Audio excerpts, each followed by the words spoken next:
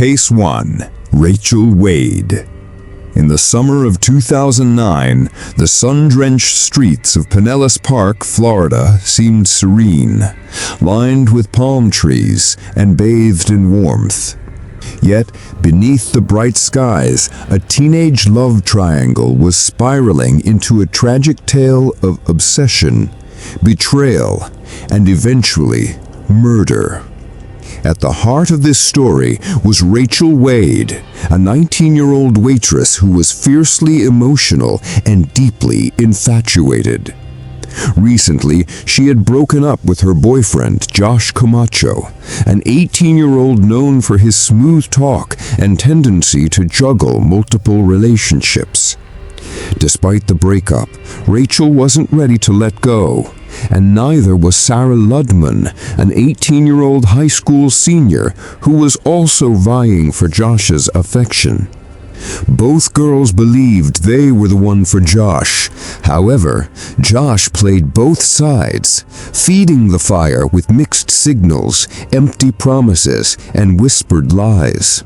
The drama played out online, through texts, voicemails, and late-night confrontations, escalating quickly from virtual taunts to real-life violence. Rachel and Sarah didn't know each other well, but they hated each other, fueling the animosity through increasingly venomous messages. One of Rachel's disturbing threats to Sarah read, "I'm going to stab you and your Mexican boyfriend and his mother too. I'm going to kill you."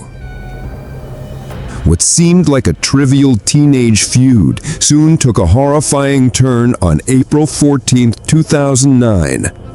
Rachel was in a friend's car when she spotted Sarah driving by with a companion, seemingly heading to confront her about Josh.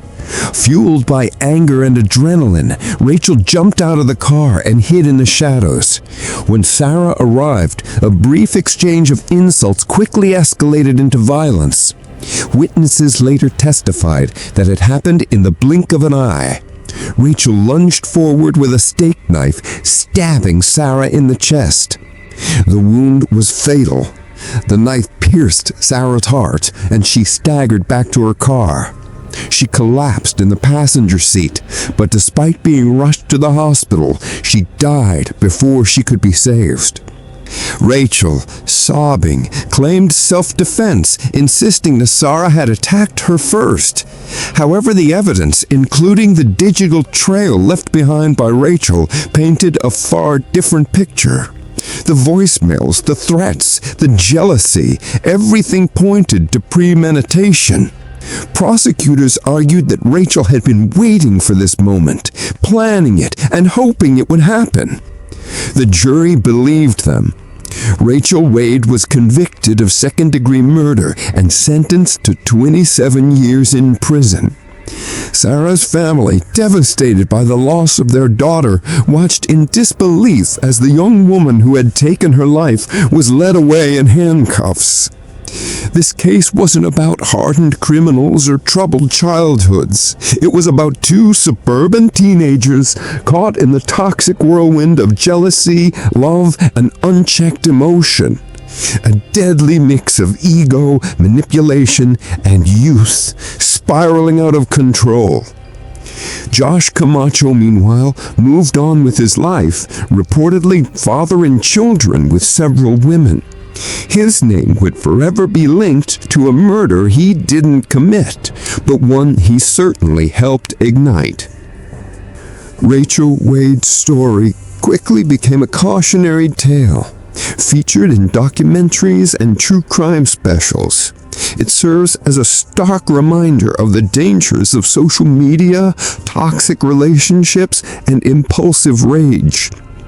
This case illustrates how a simple teenage feud, fueled by misunderstandings, petty arguments, and obsession, can tragically escalate, leading to devastating consequences.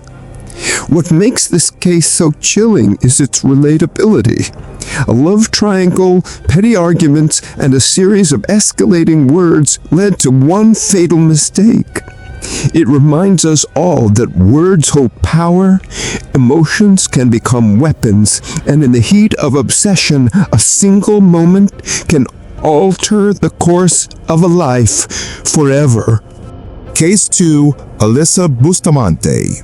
On the afternoon of October 21st, 2009, in the small rural town of St. Martins, Missouri, a 9-year-old girl named Elizabeth Olten went missing while walking home from a friend's house. The quiet, close-knit community immediately sprang into action, mobilizing search parties to find Elizabeth. Her family and neighbors were alarmed. She was not the type to wander off. Shy, sweet, and especially close to her mother, Elizabeth's disappearance seemed out of character, and everyone feared the worst. As authorities initiated their investigation, what they didn't know was that Elizabeth was already dead. The person responsible for this heinous act was a 15-year-old girl living just down the road, Alyssa Bustamante. Alyssa, at first glance, appeared to be an ordinary suburban teenager. She lived with her grandparents and younger siblings, and she attended church regularly. Known for her rebellious streak, Alyssa had jet-blackened hair, heavy eyeliner, and a fascination with death. But none of these outward characteristics could have prepared anyone for the dark turn her life would soon take. When Elizabeth went missing, Alyssa initially helped with the search efforts. She comforted her siblings and appeared genuinely concerned. However, as the investigation unfolded, authorities began to notice troubling signs. One crucial clue emerged. Elizabeth's phone had pinged a tower near Alyssa's home. A trail through the woods behind Alyssa's home, muddy and well-worn, led investigators to a shocking discovery: a freshly disturbed patch of dirt. Underneath the soil, they found Elizabeth's lifeless body buried in a shell grave. She had been brutally strangled, stabbed, and her wrists slashed with a knife.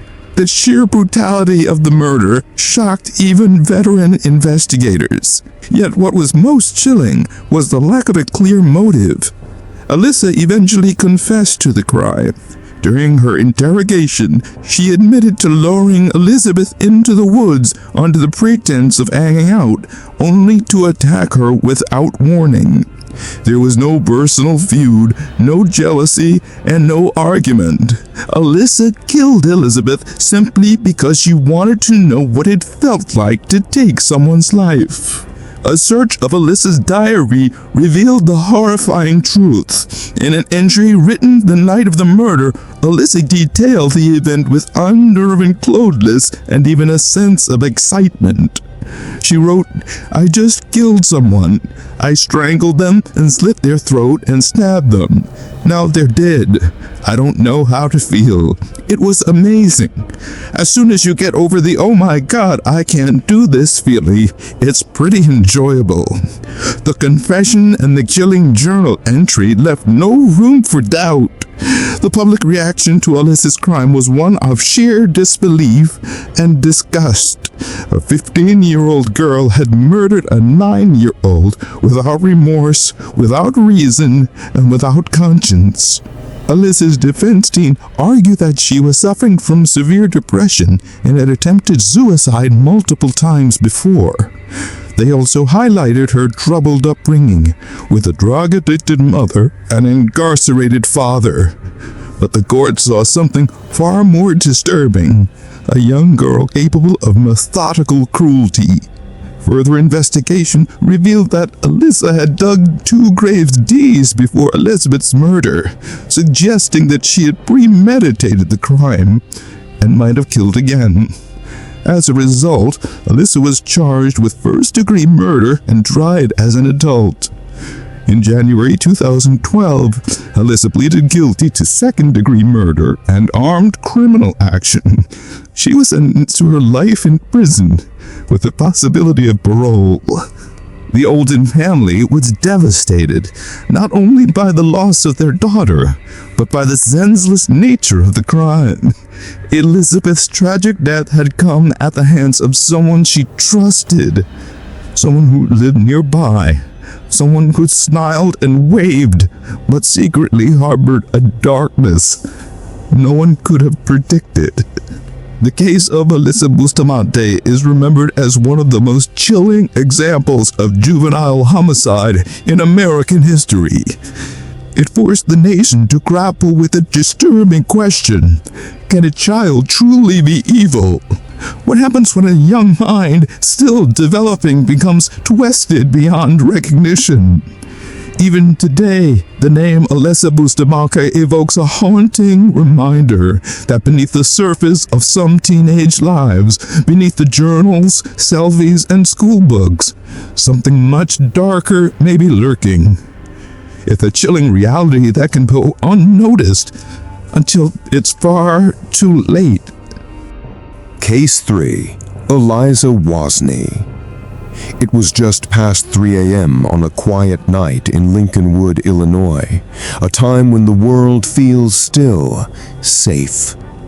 Grant Nelson, a 34-year-old Uber driver, was doing what he did most nights, driving passengers home and supporting himself. He picked up a young girl from a Walmart, a quiet, thin 16-year-old. It was supposed to be just another ride, a simple drop-off. Instead, it would become his last. Eliza Wnney didn't speak much that night. Surveillance footage shows her entering the 24-hour Walmart wearing a hoodie, glancing around as she walked past the cashier. No one stopped her. No one questioned her. In her hand, she carried a stolen machete and a knife. She walked out of the store, called for an Uber, and waited for Grant to arrive. Minutes into the ride, without warning, Eliza pulled out the blade and started stabbing and slashing. Grant screamed for help, desperately trying to fight back. He managed to pull over, stumbling out of the car, bleeding and barely alive. Neighbors heard his screams. One immediately called 911. "You have to hurry," he gasped. "I'm going to die." And he did. Eliza didn't run far. She fled the scene on foot, leaving the blood-soaked car behind, still clutching the weapons. She broke into a nearby office building and hid behind a desk, covering herself with her hoodie. When police found her, she still had the machete in her possession and Grant's blood on her clothes. She didn't speak, didn't cry, and didn't offer an explanation. She was simply blank, emotionless. Eliza Wnney was a 16-year-old high school student with no criminal history, no known mental health issues, and no apparent motive. There was no dispute, no robbery, and no fight, just senseless violence. A judge later called it one of the most brutal crimes he had ever encountered. The most chilling part, Eliza never explained why. No remorse, no emotion, just silence. Prosecutors charged her as an adult, as Grant's family demanded in court. Throughout the proceedings, Eliza remained impassive, showing no visible emotion, no apology, and no breakdown. She was sentenced to 27 years in prison and shall be eligible for parole in 2044. Grant Nelson was a brother, a son, a man who died trying to help someone in need. Unfortunately, the person in his car didn't want help, only blood. Some murders are planned, some are driven by hate, jealousy, or revenge, but this was chaos. Eliza Wnney's senseless attack was a reminder of how violence can emerge from nowhere, leaving everyone stunned, unable to comprehend the motive or the reason. Eliza was sentenced to 27 years in prison and shall be eligible for parole in 2044. Case 4. Jasmine Richardson. It was a quiet Sunday in April when police arrived at the Richardson home in Medicine Hat, Alberta, only to find a scene that would haunt them forever. Inside, they discovered the bodies of a mother, father, and young son, all brutally stabbed to death. At first, it appeared to be a home invasion gone wrong. However, one thing didn't make sense. The daughter, 12-year-old Jasmine, was missing. What they didn't yet know was that Jasmine wasn't a victim in this crime. She was the mastermind behind it. Jasmine Richardson seemed like an ordinary middle schooler at first glance, an honest student with friends and a bright future. However, behind that seemingly innocent facade, something darker was brewing. Jasmine had fallen in love, but not with a boy her own age. Her obsession was with someone much older, Jeremy Stinky, a 23-year-old self-proclaimed werewolf. He drank blood, wore a vial around his neck, and believed that he and Jasmine were destined to be together, even if that meant eliminating anyone who stood in their way.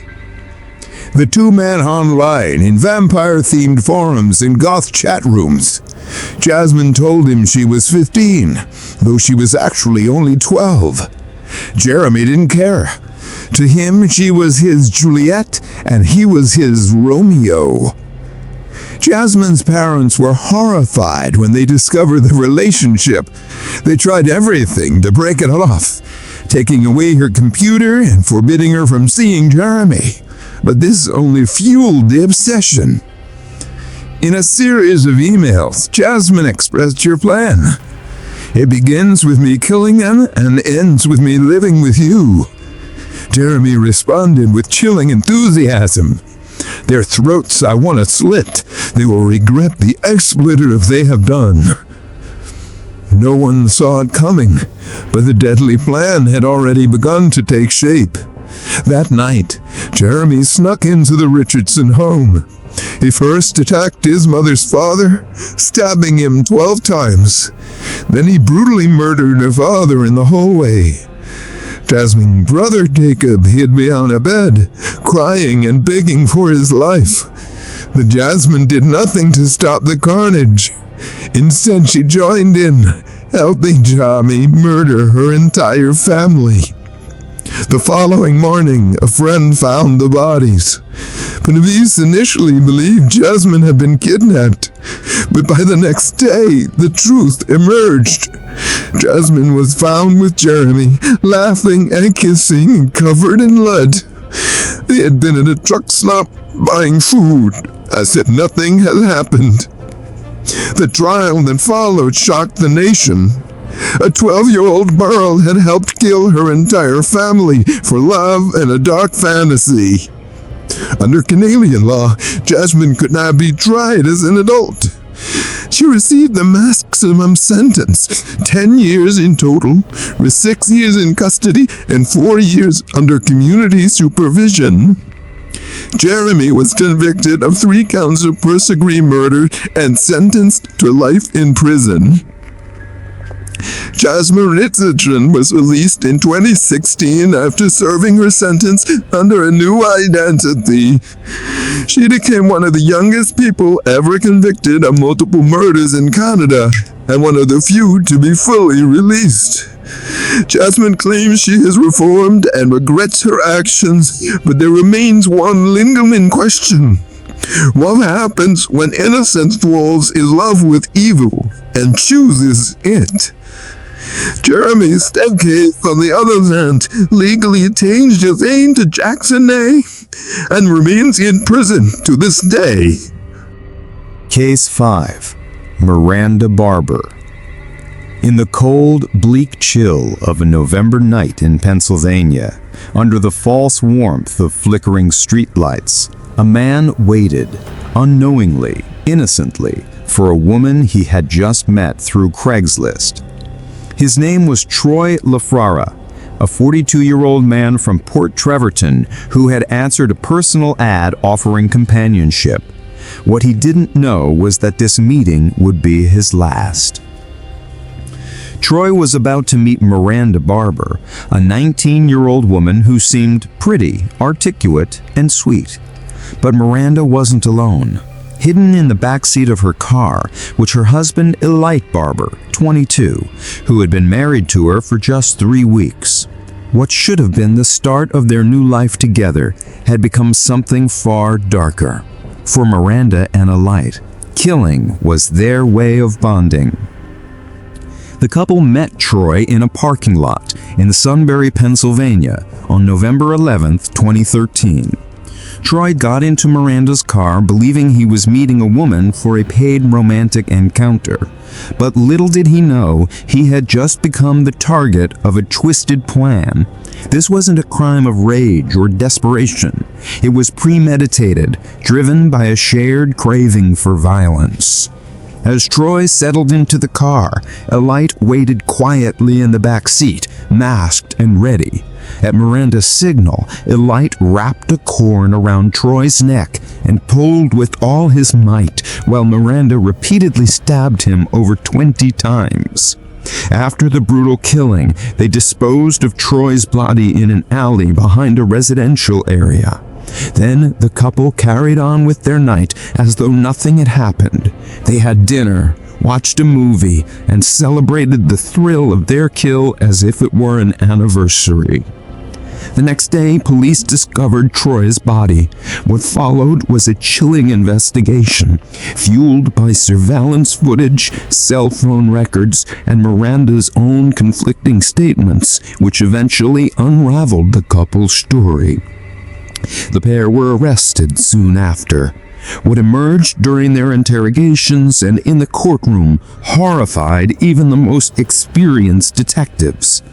Miranda claimed that she had been part of a satanic cult since she was 13, and that she had killed at least 22 people across multiple states. She insisted that Troy was simply one more victim in a long series of murders. Though she later recanted some of these claims, the damage had already been done.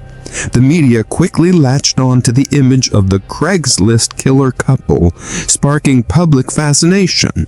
Were they devil worshippers, serial killers in the making, or just two young people seeking infamy? Eliza's confession sealed their fate. He admitted that the murder had been premeditated and that they had discussed the plan for weeks. They chose Troy as their victim because he had no family who would miss him. They were wrong.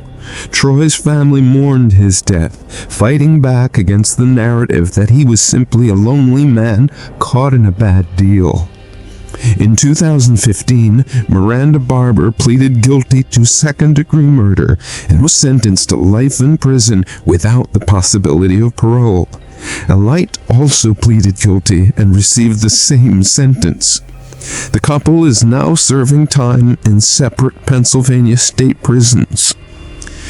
To this day, Miranda's claims of a killing spree across multiple states remain unverified. Investigators in other states have looked into her accusations, but no additional murders have been definitively linked to her. Was she telling the truth? Was she lying for attention? Or were there other victims whose stories may never be told? What remains indisputable, however, is the story of Troy LaFrara, a man who was simply seeking human connection, but met with unimaginable cruelty. At the center of it were two young people whose love story was forged not in passion or loyalty, but in blood and deception. The case of Eliza and Miranda Barber is more than just a murder story. It serves as a chilling cautionary tale about the dangers of fantasy untethered by morality and the terrifying reality that, in the digital age, evil can find you with just one wrong click.